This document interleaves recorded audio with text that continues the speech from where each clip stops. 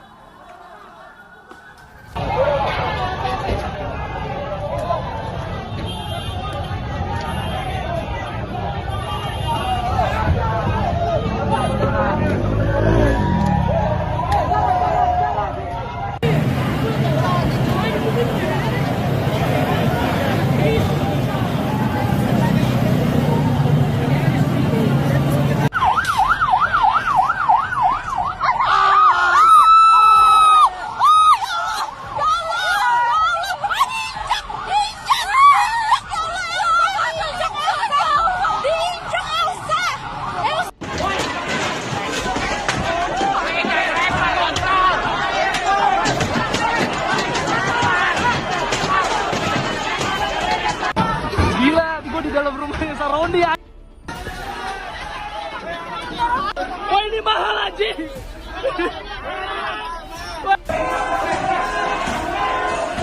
Situasi terkini dari dalam rumah Ahmad Saroni.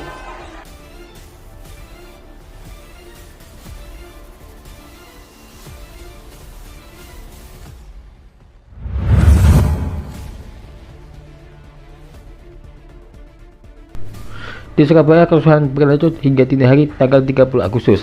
Hotel Sahid Surabaya yang terletak di dekat Jalan Pemuda mengalami kerusakan dan penjagaan yang cukup parah setelah para pengunjuk rasa didesak mundur dari Gerahadi. Para tamu melaporkan bahwa sekitar pukul 1.30 dini hari, massa mulai melempari lobi hotel yang terbuat dari kaca dengan batu ampar, tong sampah, dan bahkan merusak rambu-rambu lalu lintas. Massa menargetkan lobi hotel dengan pintu kaca dan menyebabkan kerusakan struktural. Aset dari kantor polisi terdekat seperti komputer dan rompi polisi juga dijarah. Di kantor polisi tersebut kemudian dibakar. Seorang tamu menceritakan bahwa kelompok tersebut tampaknya sebagian besar adalah pemuda. Beberapa di antaranya membawa kelewang dan massa menerangkan cair-cair saat mereka berbaris di Mount Castle. Unjuk rasa kembali terjadi di Jalan Ahmad Yani, di mana para pengunjuk rasa berkonvoi di sepanjang jalan sebelum berkumpul di depan markas kepolisian daerah Jawa Timur. Aksi tersebut juga mendapat sorotan di media sosial ketika para peserta menyiarkan langsung ke akun mereka dari lokasi. Beberapa acara dilaporkan dibatalkan akibat kerusuhan yang terjadi sepanjang tanggal 29. Demonstrasi tersebut dipelopori oleh Badan Eksekutif Mahasiswa Universitas Negeri Surabaya yang anggotanya bergerak dari kampus Ketintang, UNESA, dan berkumpul di Universitas Islam Negeri Sunan Ampel sebelum melakukan long march menuju gedung Polda Jatim. Pada siang hari, Gubernur Jawa Timur Khofifah Indar Parawansa membagikan sembako kepada para pejalan kaki sebelum unjuk rasa kembali terjadi di Gerahadi pada malam hari. Tentara Nasional Indonesia dari Kodam V Brawijaya turun tangan untuk mengamankan massa. Gedung Negara Gerahadi Surabaya dibakar pada pukul 22.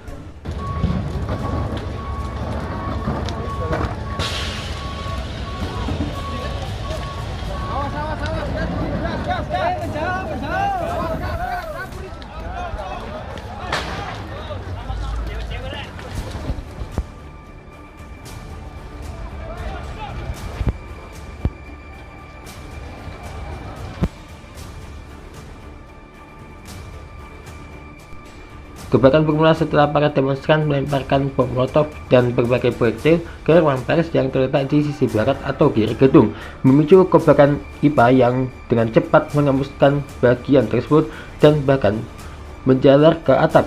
Kepulan asap hitam tebal memenuhi cakrawala saat beberapa bagian bangunan terbakar, termasuk ruang pers yang bersebelahan dengan SMA Trimurti. Bersamaan dengan itu, pilar dan tiang gerbang dirobohkan dan dibakar. Sementara kekacauan semakin parah saat para demonstran menjarah barang-barang di dalam gedung seperti karya seni dan barang berharga lainnya.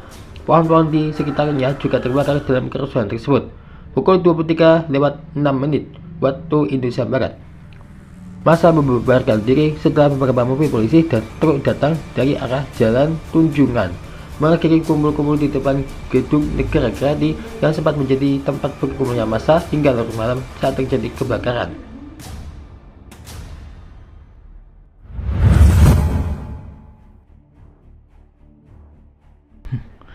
Demonstrasi di Malang, Jawa Timur meningkat menjadi kekerasan yang menyebabkan penghancuran 16 pos polisi.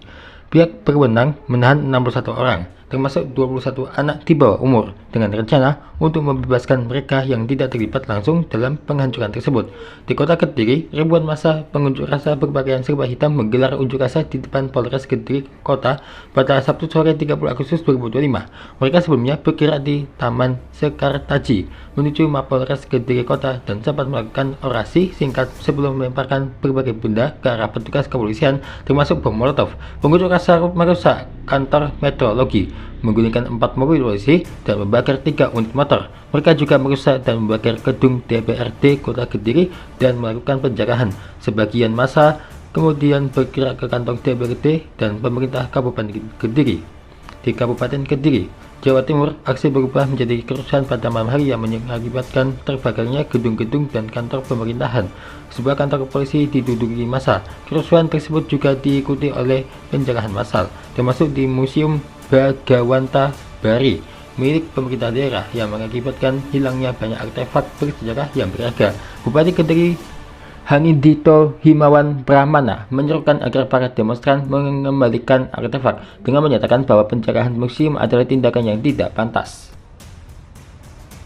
Di Mataram, ibu kota Nusa Tenggara Barat, pengunjuk rasa membakar kompleks DPRD provinsi dan menjarah barang-barang berharga di dalam gedung. Gedung DPRD juga mengalami kerusakan di Pekalongan, Madiun, dan kantor kabupaten rusak di Cirebon. Anggota DPR dan Komisi XI terlihat di Sydney dan dihadapkan oleh seorang mahasiswa Indonesia di tengah demonstrasi dalam negeri. Mahasiswa tersebut menjelaskan kepada media bahwa para anggota sengaja menghindari mahasiswa, menambahkan bahwa mereka telah membatalkan perjalanan ke Pegunungan Biru. Sementara Ketua Komisi XI Muhammad Misbakhun Golkar dilaporkan akan ikut serta dalam maraton Sydney.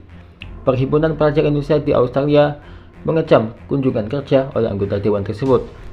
Misbakhun kemudian menjelaskan bahwa ia tidak akan mengikuti maraton tersebut dan sudah kembali ke Jakarta pada 30 Agustus.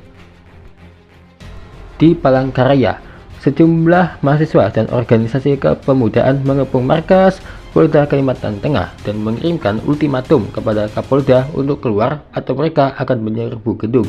Hal ini diabaikan sehingga terjadi kericuhan di mana beberapa mahasiswa terluka dan dilarikan ke rumah sakit. Para mahasiswa menyebutkan bahwa banyak yang terluka dipukuli dan diinjak-injak oleh polisi. Di Kupang, mahasiswa berkumpul di depan gedung DPRD Nusa Tenggara Timur sambil membawa slogan seperti bubarkan DPR dan polisi pembunuh. Kapolda provinsi bertemu dengan perwakilan demonstran dan meminta mereka untuk tidak menutup jalan utama. Aksi tersebut berlangsung damai. Di Majene, aksi mahasiswa berubah ricuh pada malam hari ketika massa berusaha membakar gedung DPRD Kabupaten dengan petasan dan bom molotov. Para demonstran mundur setelah kehabisan bom molotov, sementara polisi merespons dengan gas air mata. Api berhasil dipadamkan sehingga gedung tidak sampai terbakar.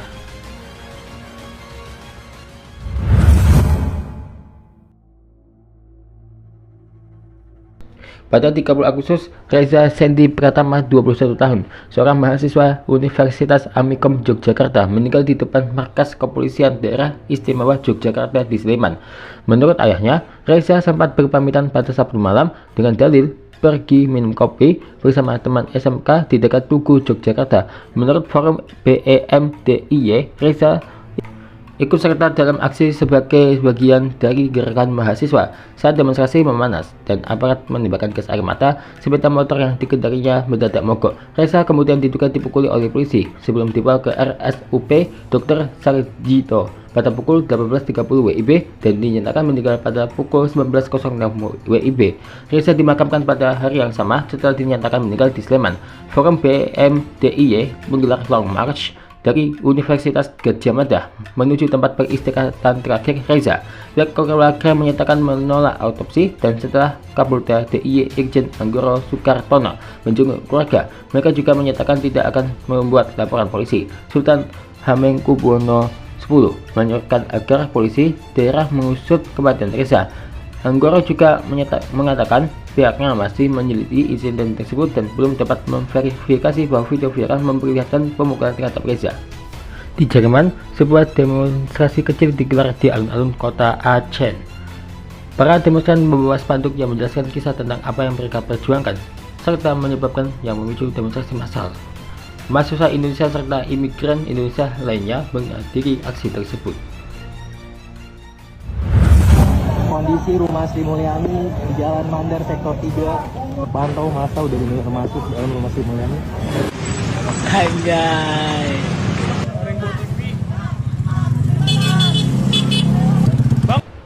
Tanggal 31 Agustus pada pukul 1.41 WIB, penjagaan rumah-rumah pejabat publik kembali berlangsung dengan dijarahnya rumah Sri Mulyani di Bintaro Jaya Sektor 3A, Tangerang Selatan. Perhiasan, lukisan, dan aset-aset pribadi Sri Mulyani dicuri oleh masyarakat setempat. Situasi setelahnya dapat kondusif pada pukul 3 WIB dini hari. Sejak tengah malam, para pengunjuk rasa juga berkumpul di depan kediaman pribadi Ketua DPR Puan Maharani di Menteng. Para pengunjuk rasa menuntut Puan untuk keluar dari kediamannya dan menemui para pengunjuk rasa meskipun keberadaannya saat itu tidak diketahui. Pukul 4.45 pagi, kediaman mantan suami Nafa Urbach, Zack Lee, yang dikira kediaman dari Nafa Urbach di Bintaro, Tangerang Selatan, juga dijarah oleh para pengunjuk rasa. Para petugas keamanan yang berjaga di area tersebut dikabarkan tidak kuasa menahan massa yang berusaha menerobos masuk ke rumahnya karena jumlah mereka yang lebih banyak. Penjarahan hanya berlangsung selama 15 menit dengan barang-barang yang paling banyak dijarah antara lain kulkas, pakaian bermerek, dan TV. Pada pagi hari pada tanggal 31 Agustus, situasi di luar kompleks DPR di Jakarta telah berlangsung tenang. Polisi anti huru-hara tetap melakukan penjagaan keamanan tingkat tinggi di pintu masuk gedung DPR di sepanjang Jalan Gatot Subroto. Tetapi demonstrasi massa tampaknya sebagian besar telah mereda pada saat itu. Petugas kebersihan mulai membersihkan puing-puing dari jalan-jalan yang terdampak kerusuhan sebelumnya, termasuk Senayan, Semanggi, dan Kuitang, dengan mengerahkan lebih dari 1.000 pasukan oranye, penyapu jalan, truk sampah, dan kendaraan utilitas untuk segera memulihkan ketertiban. Sementara hari bebas kendaraan tetap diadakan Pemprov DKI Jakarta, sambil juga memperbaiki fasilitas-fasilitas umum yang dirusak baik oleh massa maupun aparat. MRT Jakarta dan Transjakarta yang mengalami kerusakan cukup parah digratiskan selama seminggu sebagai bentuk pembenahan dari kota Jakarta pasca protes. Pada siang harinya, Partai Nasdem memutuskan untuk menonaktifkan kedua anggota partainya sekaligus anggota DPR yang melakukan pernyataan kontroversial, yaitu Ahmad Saroni dan Nafa Urbach. Mereka resmi dinonaktifkan per tanggal 1 September 2025. Partai Nasdem beralasan bahwa mereka telah mendengarkan aspirasi masyarakat dan kedua anggota tersebut dianggap tidak sesuai lagi dengan perjuangan partai. Muncul hal tersebut, dua anggota DPR lain yang melakukan tindakan kontroversial dinonaktifkan oleh PAN, yaitu Uya Kuya dan Eko Patrio. Sebelumnya mereka juga telah meminta maaf dan terjadi pencegahan rumah mereka sepanjang tanggal 29 hingga 30 Agustus 2025. Pada pukul 12.10, Presiden Prabowo Subianto memanggil semua ketua partai koalisi pemerintah ke Istana Negara, termasuk Ketua Majelis Permusyawaratan Rakyat Ahmad Muzani. Presiden juga memanggil ketua partai oposisi, termasuk Megawati Soekarno Putri dan Ketua DPR Puan Maharani. Setelah pertemuan ini, Prabowo mengumumkan bahwa para pemimpin fraksi parlemen telah sepakat untuk mencabut tunjangan perumahan dan juga memberlakukan moratorium perjalanan dinas ke luar negeri. Ia juga mengklaim tanpa bukti konkret bahwa aksi unjuk rasa ini ada tanda-tanda pelanggaran hukum, bahkan unsur-unsur makar dan terorisme. Ia juga menyatakan bahwa pemerintah akan menghormati kebebasan berbicara sebagaimana tercantum dalam pasal 19 Kovenan Hak Sipil Perserikatan Bangsa-Bangsa dan Undang-Undang Nomor 9 Tahun 1998.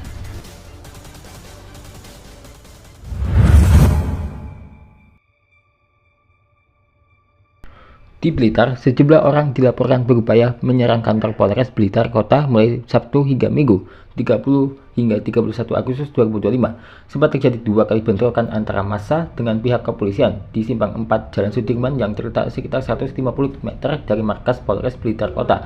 Bentrokan pertama terjadi pada Sabtu malam sekitar pukul 21.30 WIB dan kedua pada Minggu dini hari sekitar pukul 2 dini hari WIB. Sejumlah orang juga melakukan upaya pembakaran, perusakan, dan penjarahan di kantor DPRD Kabupaten Blitar.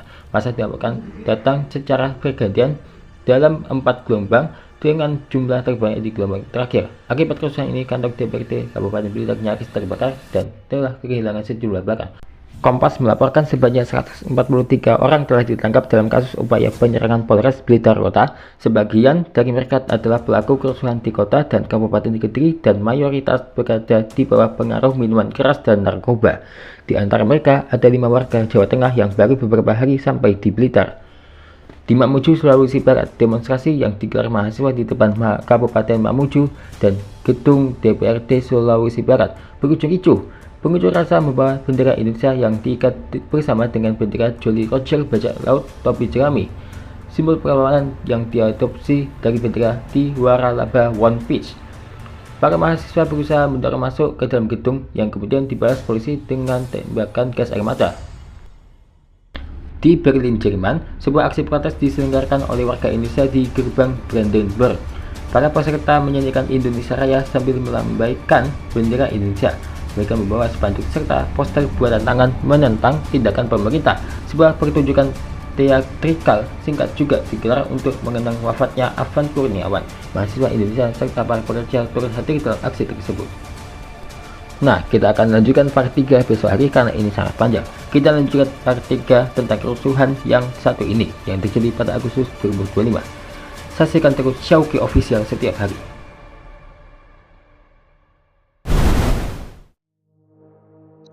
Ya, wih, pemandangannya bagus banget guys. Gunungnya guys, gunungnya nembus awan banget ini loh. Ini serasa cheat penuh kejutan ya, cuman terima kasih ya telah menonton. Saksikan terus Syauqi Official setiap harinya ya.